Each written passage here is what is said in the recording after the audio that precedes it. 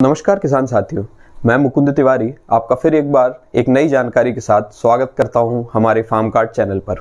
किसान साथियों, हम हमारे खेतों में यूरिया, डीएपी और एनपीके का तो बहुत इस्तेमाल करते हैं और हम सभी किसानों को इसके बारे में अच्छी जानकारी होती है, लेकिन इनके अलावा भी कुछ तत्व ऐसे हैं जो हमारे पौधों में और खेतों में बहुत आवश्यक होते हैं, जिन्हें हम सेकेंडरी न्यूट्रिएंट्स या अन्य पोषक तत्व कहते हैं। इनमें आते हैं कैल्शियम, मैग्नीशियम, जिंक, आयरन और सल्फर जैसे तत्व। लेकिन इन तत्वों के बारे में किसानों को उतनी जागरूकता नहीं होती है और हम इनका उतना प्रयोग नहीं करते हैं अपने खेतों में।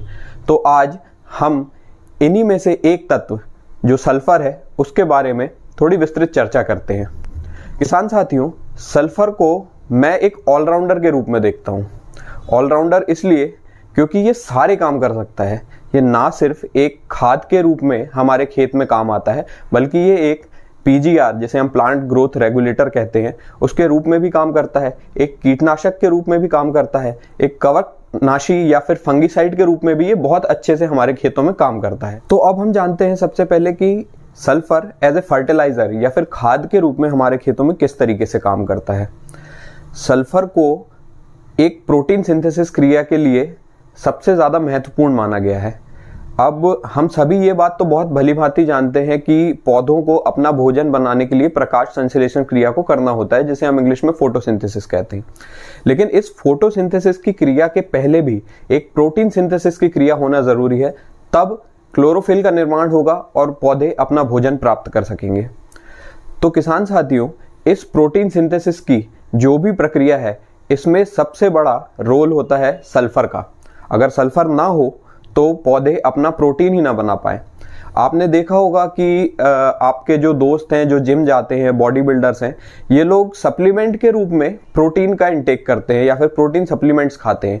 इसी तरह अगर हम अपने पौधों को भी मजबूती प्रदान करना चाहते हैं तो सल्फर को खाद के रूप में हम अपने पौधों को देंगे। तो उसके द्वारा जो भी अन्य खाद हमने हमारे पौधों में दिए हैं उसको अच्छे तरीके से पचाकर हमारे पौधों को वो तंदुरुस्ती प्रदान करेगा और मजबूती प्रदान करेगा। जब हमारे पौधों में मजबूती होगी तो वो अपने आप इम्यून हो जाएंगे, उनकी रोग प्रतिरोधक क्षमता बढ़ जाएगी। तो खाद के रूप में सल्फर हमारे पौधों को इम्यूनिटी तो देता ही है, उनकी रोग प्रतिरोधक क्षमता भी बढ़ाता है। इसके अलावा ये फलों और फूलों में भी वृद्धि करता है। अवांछित विकास अगर हमारे पौधों का हो गया है या फिर नहीं हो रहा है पूर्णतः विकास, तो उसमें भी बहुत ज़्यादा मददगार होता है। इसके अलावा सल्फर का प्रयोग दलहनी और तिलहनी फसलों में बहुत ज़्यादा ज़रूरी होता है, क्योंकि दलहनी फसलों में प्रोटीन की मात्रा और तिलहनी फसलों में तेल की मात्रा को बढ़ाने का सबसे अच्छा स्रोत सल्फर ही माना गया है। सल्फर का प्रयोग वैसे तो हम हर तरीके की सब्जियों में भी कर सकते हैं, गन्ने की फसलों में कर सकते हैं, धान में कर सकते हैं, आप सोयाबीन में कर सकते हैं, दलहनी फसलों में, तिलहनी फसलों में, हर जगह पर इसका प्रयोग आराम से किया जा सकता है। इसके अलावा सल्फर एक बहुत महत्वपूर्ण कार्य करता है, वो है हमारी मिट्टी के पीएच को मेंटेन करना। हम सभी जानते हैं कि हमारी मृदा का जो पीएच है वो 7 से 7.5 के बीच में होना चाहिए। अगर आपका पीएच कम है या ज़्यादा है तो सल्फर एसिडिक होने के कारण आपके पीएच को बहुत अच्छे तरीके से मेंटेन करता है। इसी कारण हम सल्फर को सॉइल कंडीशनर के रूप में भी देखते हैं। आगे की जानकारी में बढ़ने से पहले किसान साथियों, मैं आपको एक बहुत ज़रूरी सूचना देना चाहता हूँ कि हम फार्म कार्ड पे ये जो भी जानकारी आप तक पहुँचा रहे हैं, इसमें हमारा उद्देश्य है कि किसान प्रगतिशील हो, उसकी उन्नति हो, और इसी कारण इन वीडियोस में हम आपको ये तरह तरह की जानकारी देते हैं। लेकिन इतने छोटे फॉर्मेट में इतनी सारी जानकारी विस्तृत रूप में देना भी कई बार कठिन होता है। आप लोगों के भी कई सवाल होते होंगे जो आप जानना चाहते होंगे।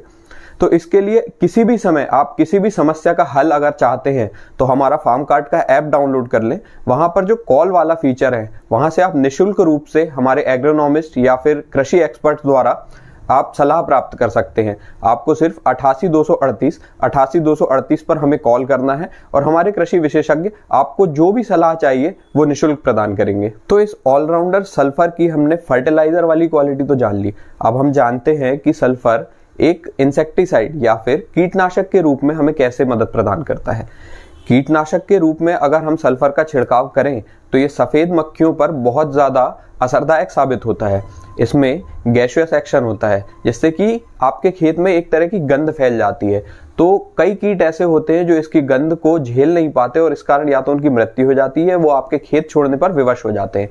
तो अगर देखा जाए तो सल्फर एक तरह से सिस्टमेटिक तो है ही, साथ ही साथ कॉन्टैक्ट इंसेक्टिसाइड के रूप में भी काम करता है। तो अब हम जानते हैं इस ऑलराउंडर के तीसरे गुण के बारे में, जो कि है कवकनाशी या फंगिसाइड के रूप में सल्फर कैसे काम करता है। हमारे खेतों में बैक्टीरियल ब्लाइट, लेट ब्लाइट या फिर अर्ली ब्लाइट के रोगों में सल्फर का बहुत अच्छा रिजल्ट पाया गया है। चौथी क्वालिटी इसकी यह है कि सल्फर एक बहुत अच्छा पीजीआर है, प्लांट ग्रोथ रेगुलेटर। हमने अभी पिछली ही बातों में ये जाना था कि कैसे हमारे पौधों को सल्फर इम्यूनिटी प्रदान करता है, उनकी जो भोजन बनाने की प्रक्रिया है उसको बढ़ा देता है और जो हमारा रोग प्रतिरोधक क्षमता है उसको बढ़ा देता है। इसी तरह जब सल्फर हमारे पौधों में छिड़काव किया जाता है तो जो हमारी पौधों की सुषुप्त अवस्था होती है या जहां पर हमारे पौधों की ग्रोथ रुक जाती है उसको भी सल्फर बढ़ाने का बहुत अच्छे रूप से काम करता है। इसका एक दूसरा रिजल्ट ये मिलता है कि जब हमारे पौधों में जो रुकी हुई ग्रोथ है वो बढ़ती है तो अपने आप हमारे पौधों से जो फूल हैं और फल हैं उनकी मात्रा बढ़ जाती है। ये तो ही सल्फर के गुणों की बात। अब हम जान लेते हैं कि सल्फर के कितने प्रकार होते हैं या फिर टाइप्स ऑफ सल्फर के बारे में। सल्फर मुख्य रूप से 3 तरह के रूपों में पाया जाता है या फिर मार्केट में उपलब्ध होता है। इनमें से पहला है सल्फर बेंटोनाइट, जिसमें 10% बेंटोनाइट और 90% सल्फर होता है। इसका आप 4 से 5 किलो प्रति एकड़ की दर से अपने खेतों में बिखेर करवा सकते हैं या फिर भुरकाव करवा सकते हैं। दूसरा होता है सल्फर, जो कि WG पाउडर फॉर्म में आता है। इसमें भी 80 से 90% ब्रांड टू ब्रांड डिपेंड करता है कि सल्फर की मात्रा कितनी होती है। WG फॉर्म में होने के कारण ये पूरी तरीके से पानी में घुलनशील होता है। इसका आप स्प्रे भी करा सकते हैं। अगर आप स्प्रे करा रहे हैं तो इसकी ज्यादा मात्रा का उपयोग ना करें, क्योंकि सल्फर गर्म होता है और ये आपके पत्तों को जला सकता है। आप इसकी मात्रा 500 ग्राम से 700 ग्राम के बीच में रख सकते हैं। तीसरा और सबसे ज्यादा चलन में आने वाला इसका जो फॉर्म है वो है लिक्विड फॉर्म सल्फर का। इसमें मात्रा सल्फर की तो कम होती है 20%, लेकिन इसको आप अगर ड्रिप में खेती करते हैं तो घुलनशील होने के कारण इसको आप ड्रिप में चला सकते हैं और इसका स्प्रे भी कर सकते हैं। इसकी भी मात्रा 500 ml प्रति एकड़ की दर से रखी गई है। अब पेश है आपके लिए एक बोनस टिप। वो ये कि अब सर्दियों का मौसम आ चुका है और हम सभी अपने पौधों को पाले से बचाने के लिए बहुत सारे जतन करते हैं। कुछ लोग कर भी जलाते हैं, कहीं पर हम खेत में धुआं करते हैं, लेकिन इससे उतने अच्छे हमें रिजल्ट मिलते नहीं है। मैं अपना पर्सनल उपयोग किया हुआ तरीका आपको बताता हूँ। वो ये है कि जब आप अपने खेतों में सल्फर का प्रयोग करते हैं तो सल्फर में एक ऐसी क्वालिटी होती है जो आपके पौधों को गर्मी प्रदान करती है। इससे बहुत हद तक आपके पौधे पाले से सुरक्षित रहते हैं। किसान भाइयों, मैंने आपको जितने भी ये सल्फर के प्रकार बताए हैं, ये सारे प्रकार हमारे फार्म कार्ड के ऐप पर उचित मूल्यों पर उपलब्ध है। खास बात ये कि ये सारे प्रोडक्ट्स आपको बिना किसी अतिरिक्त शुल्क के होम डिलीवर कर दिए जाते हैं।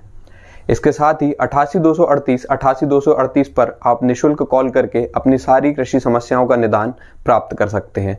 हमारे कृषि विशेषज्ञ और एग्रोनॉमिस्ट आपको फ्री में ऑन कॉल सलाह देने के लिए हमेशा उपलब्ध रहते हैं। तो ये थी हमारी आज की सल्फर के ऊपर चर्चा। अगर आपको जानकारी पसंद आई हो तो इस वीडियो को लाइक, शेयर और सब्सक्राइब जरूर करें। धन्यवाद।